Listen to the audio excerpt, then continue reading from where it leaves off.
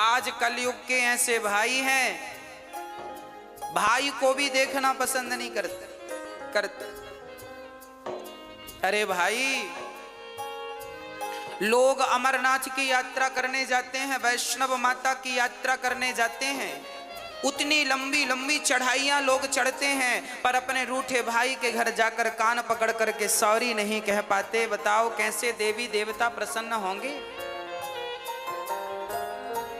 अच्छा ये बताओ, आप लोग अपने भाई के घर जाते हो कि नहीं? हाँ, पुरुषों से पूछ रहे हैं हम। माताएं तो खूब जाती हैं अपने भाइयों के घर।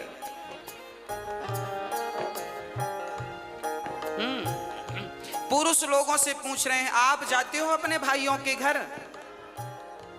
जाया करो, भाई का भी थोड़ा सा दुख दर्द समझा करो। आपका भाई कमाता नहीं है तो जरा उसे, आप कमाते हो तो जरा मदद किया करो, उसका भी कहीं काम धाम लगवाओ, उसको भी खड़ा करो। परिवार को ही परिवार का सपोर्ट करना चाहिए। जब आप ही नहीं करेंगे तो गैर क्या करेंगे, दूसरे क्या करेंगे? इसलिए भाई इसलिए तो होता है कि वो कभी मुसीबत में दूसरे भाई के काम आ सके। इसलिए भाई भाई में प्रेम जरूरी है। कैसा प्रेम? राम और भरत की तरह, राम और लक्ष्मण की तरह प्रेम होना चाहिए। राम जी ने प्रेम करके बताया है, देखो भाइयों से कैसा प्रेम किया जाता है। परंतु आज का भाई, हाँ जी, क्या होता है? आज भाई भाई के घर नहीं जाता। एक बार मैं एक गांव में गया कथा करने, तो वहां मैंने सुना कि दो भाइयों में बड़ा विवाद चल रहा है, एक दूसरे को देखना भी पसंद नहीं करते। तो मैंने दोनों भाइयों को बुलाया और हमने कहा, बेटा ये बताओ, जब तुम्हारा छोटा भाई मरेगा तो तुम उसके मरने पे जाओगे कि नहीं? बड़े भाई से पूछा हमने। अलग अलग बुलाया हमने, एक साथ नहीं बुलाया। हमने पहले बड़े भाई को बुलाया, हमने कहा छोटा भाई मरेगा। हमने बड़े भाई से कहा कि तुम घर जाओ, बड़े हो, छोटे के घर जाओ, गलती किया है सो भूल जाओ, अब क्या करोगे? नहीं महाराज जी, मैं छोटे भाई के घर नहीं जाऊंगा, मैं उसकी शक्ल नहीं देखूंगा। तो मैंने कह दिया कि जब मरेगा तब जाओगे कि नहीं अर्थी उठाने? तो चुप हो गया। मैंने फिर पूछा कि छोटा भाई मरेगा तो जाओगे कि नहीं? बोला जाएंगे, मरने पे तो जाएंगे। हमने कहा पागल, मरने पर जाओगे तो लोग हंसेंगे, कैसा भाई है? जब भाई को जरूरत थी, जिंदा था, तब तो हाल चाल पूछने आया नहीं, मर गया तो अर्थी उठाने आ गया। तो अर्थी उठाने भी मत जाना, क्योंकि अर्थी उठाने वालों की भी कमी थोड़ी है, बहुत मिलेंगे। उसकी आंखों में आंसू आ गए।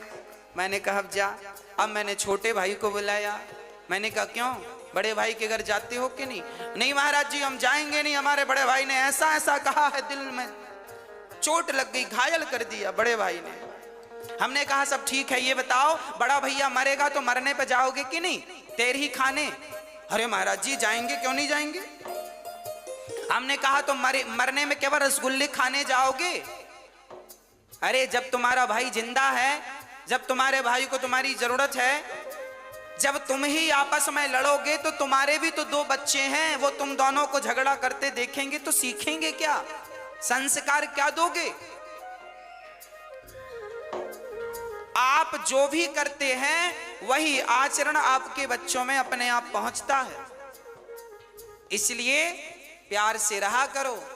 आपके फेसबुक व्हाट्सएप में 5-5 हजार फ्रेंड होते हैं, पर आपका रियल भाई आपका फ्रेंड नहीं है, दोस्त नहीं है, मिलके रहते नहीं हो, तो उन 5 हजार दोस्तों का करोगे क्या जो तुम्हारे फेसबुक व्हाट्सएप में है? क्या करोगे? इसलिए मैंने उससे कहा भाई मर जाएगा कल को तो रोने जरूर जाओगे, मत जाना रोने। रोने का भी अधिकार तुम्हें तभी मिलेगा जब तुम उसके आंसू पहुंचना जानोगे। आंसू पहुंचोगे जीते जी, और कल को मर गया तो रोने का अधिकार है, पर तुमने कभी आंसू तो पहुंचा नहीं, अब रोने क्यों जा रहे हो उसके मरने पर? मत जाओ। पर ऐसे ही भाई हैं आजकल, मरने पर ही दिखते हैं, जीते जी दिखते नहीं है। तो मैं आपसे हाथ जोड़कर प्रार्थना करता हूं, आप जरूर गलतियां माफ कर दो, बड़े भाई की गलतियां छोटा माफ करे, छोटे भाई की बड़े भाई माफ करें, और प्यार से गले मिलकर रहो।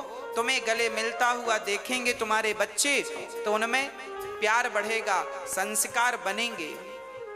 हाँ, यदि हम आपस में लड़ बैठेंगे तो देश को कौन संभालेगा? कोई भी बाहर वाला अपने घर से हमें निकालेगा। दीवानों होश करो मेरे देश प्रेमियों, आपस में प्रेम करो मेरे देश प्रेमियों। 1 मिनट की मोहलत दे दो, करूं बहू से बात। 1 मिनट की मोहलत दे दो, करूं बहू से बात। 1 मिनट की मोहलत दे दो, करूं बहू से बात। 1 मिनट की मोहलत दे दो, करूं बहू से बात। बहू से बात। सास मरने लगी तो यमराज जी से कहा, यमराज जी रुको, हम अपनी बहू से कुछ कहना चाहते हैं, क्या कहोगी? आपकी सासू माँ कुछ कह रही है, सुनो ध्यान से। क्या कह रही है?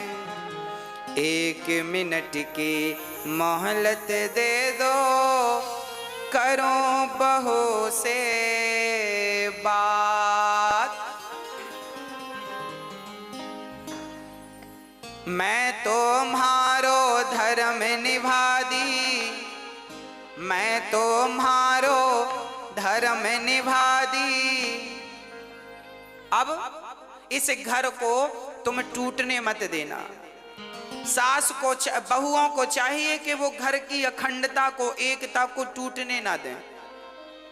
देवरानी जिठानी प्यार से रहा करो। चूल्हा अलग है, काम धाम अलग है, चलेगा, पर कम से कम मन तो एक हो, मन तो अच्छे से मिल के रहो, दिल तो एक होना चाहिए। हाँ, एक ही घर की बहू हो, समझदारी का परिचय आप ही नहीं दोगी तो उम्मीद किससे रखी जाएगी? आज जिठानी देवरानी को दुश्मन समझती है, बहुत जो समझती उनका बोल रहे हैं, जो अच्छी हैं उनको नहीं बोल रहे हैं। बहुत सारी जिठानी अपनी देवरानी को दुश्मन समझती हैं और देवरानी भी जिठानी को दुश्मन मान लेती हैं। हमारी सबसे बड़ी दुश्मन जिठानी है, देवरानी है, झगड़ा करती रहती हैं।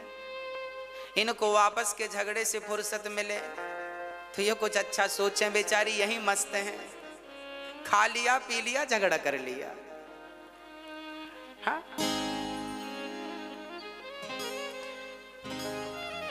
इसलिए प्यार से रहने में ज्यादा सुख है, प्यार से रहने में ज्यादा आनंद है। अरे जीवन, ये जिंदगी क्या है इसे समझो। ये हंसने मुस्कुराने गाने के लिए, आनंदित होने के लिए जीवन दिया भगवान ने। और लोग रोते रहते हैं, मेरी जिठानी ऐसी, मेरी देवरानी ऐसी। अरे वो जैसी है रहने, तुम अच्छी बन जाओ ना। हाँ, प्यार से रहा करो, घर में दरार ना पड़े। एक झाड़ू पूरे कचरे को साफ करती है, पर वह बिखर जाए तो खुद कचरा बन जाती है। आप जिस दिन बिखर जाओगे ना, टूट जाओगे ना, उस दिन आपका ये टूटना ही आपके दुखों का कारण बन जाएगा। इसलिए रही मन धागा प्रेम का मत तोड़ो चटकाए, और टूटे से फिर ना जुड़े, जुड़े तो गांठ। रिश्तों में गांठ नहीं पड़ने दीजिएगा, मेरी प्रार्थना है। और बहुओं से प्रार्थना है, सासुओं की, सासू माओं की बड़ी सेवा किया करो। एक बहू बोली, गुरुजी हमारी सास बड़ा मुंह चलाती है। हमने कहा कोई बात नहीं, मुंह चलाती है तो अपने मुंह से चलाती है कि तुम्हारा किराए से लेके चलाती है? तुम्हारा मुंह तो नहीं लेती कि तुम दो हम तुम्हारे मुंह से बोलेंगे, अपने मुंह से बोल रही है, बोलने दो। तुम्हारा घटता क्या है? सुन लो, चुप रहो, जवाब मत दो, अपने आप झगड़ा शांत हो जाएगा। झगड़ा तब बढ़ता है जब एक ने किया भौं तो दूसरे ने कर दिया भौं भौं, झगड़ा चालू। हाँ, तो आप समझदार हैं, कोई बात नहीं। एक समझदार होगा तो झगड़ा नहीं होगा, जब दोनों मूर्ख होते हैं तो झगड़ा होता है। इसलिए सास बोल रही है तो चुप रहो, बहू बोल रही है तो सासू माँ चुप रहे, एक तो चुप रहो मेरी माँ। हाँ, और बड़े प्यार से रहो अपने घर में, अपने जीवन में। कोई झगड़ा नहीं, कोई लड़ाई नहीं। और माँ की, बूढ़ी बूढ़ी माँ की जरा सेवा किया करो। बूढ़ी बूढ़ी माँ को अकेले बनाने ना दिया करो रोटियां। महाराज जी हमारी सासू माँ तो अकेले बना के खाती है, हम तो बोलते हैं कि खाया करो हमारे संग। अरे तुम बोला ना करो, अपनी सासू माँ का हाथ पकड़ के ले आया करो। माँ आपको क्या जरूरत है अकेले बना के खाने की, हम तो हैं।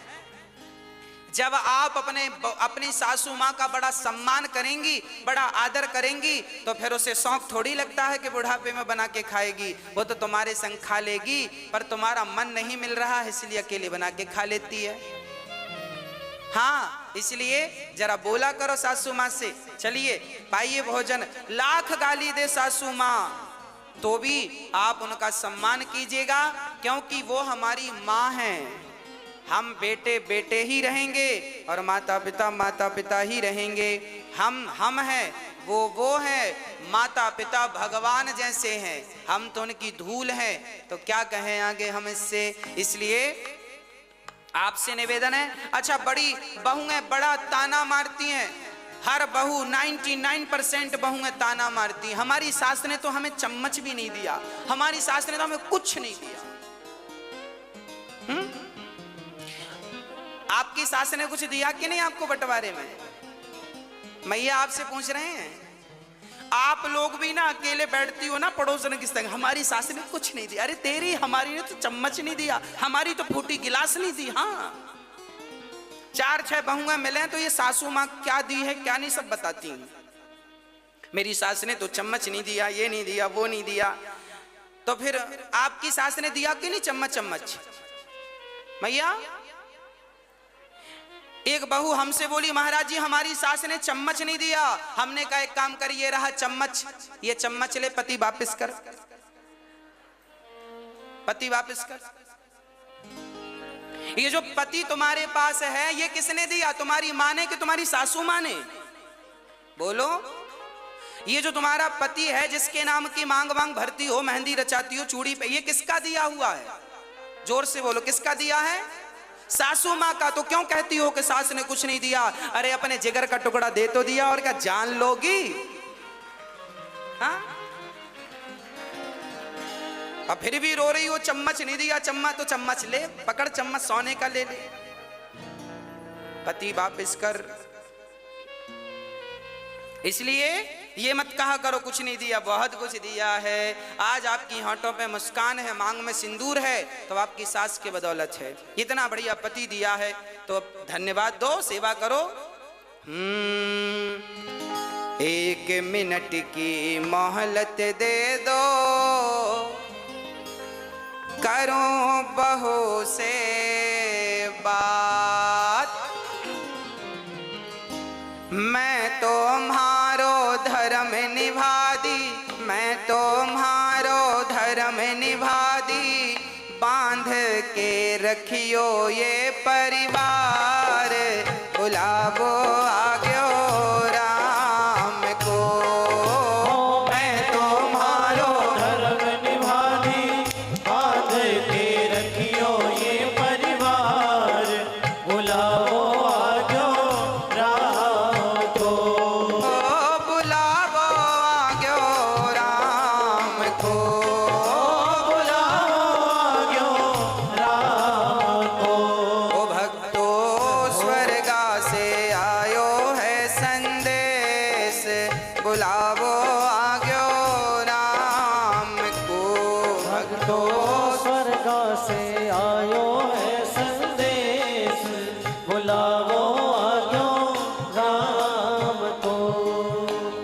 1 मिनट की मोहलत दे दो, करूं पति से बात। 1 मिनट की मोहलत दे दो, करो पति से बात। एक पति जी जाने लगे, पत्नी ने यमराज जी से कहा, रुको हम अपने पति से कुछ कहेंगे।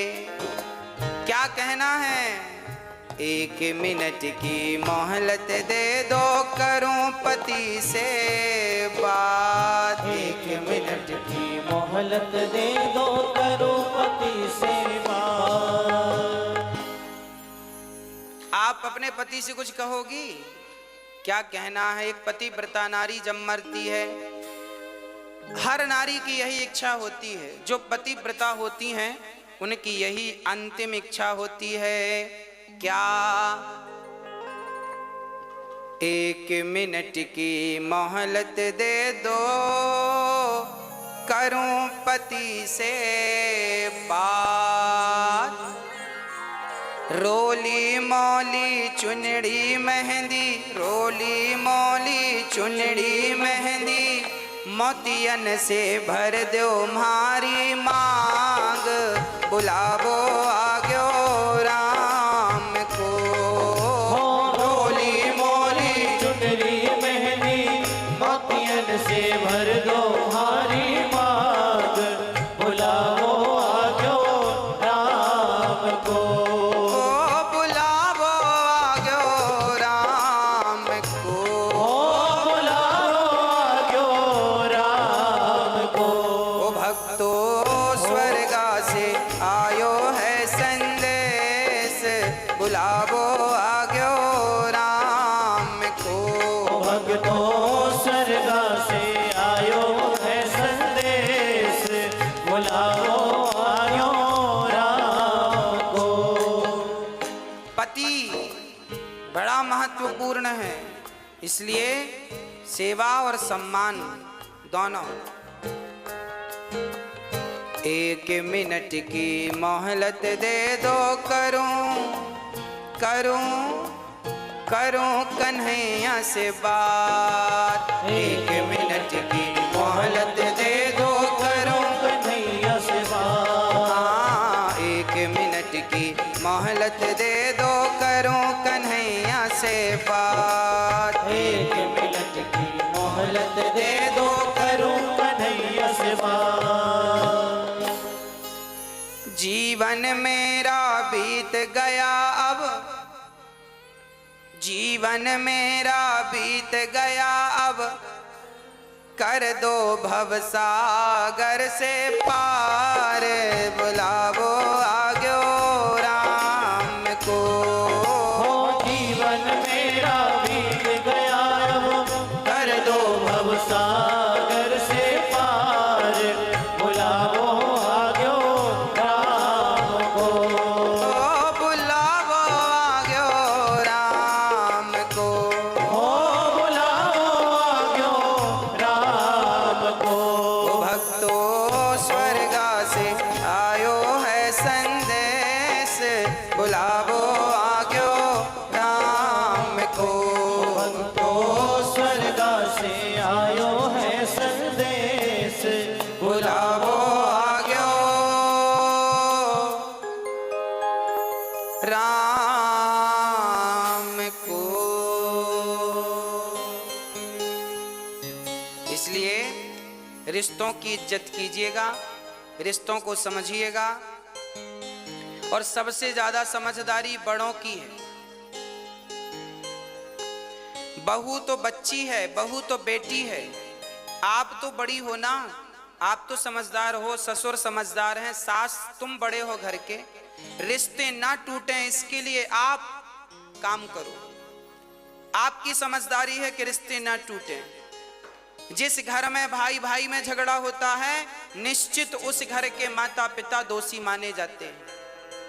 तुम समझदारी से क्यों नहीं सुलझाए? क्यों नहीं दोनों बच्चों को बिठाकर, दोनों बहुओं को बिठाकर तुमने सुलझाने का प्रयास किया? जब माता पिता पक्षपाती हो जाते हैं ना, तब घर में झगड़ा होता है और घर में महाभारत हो जाता है।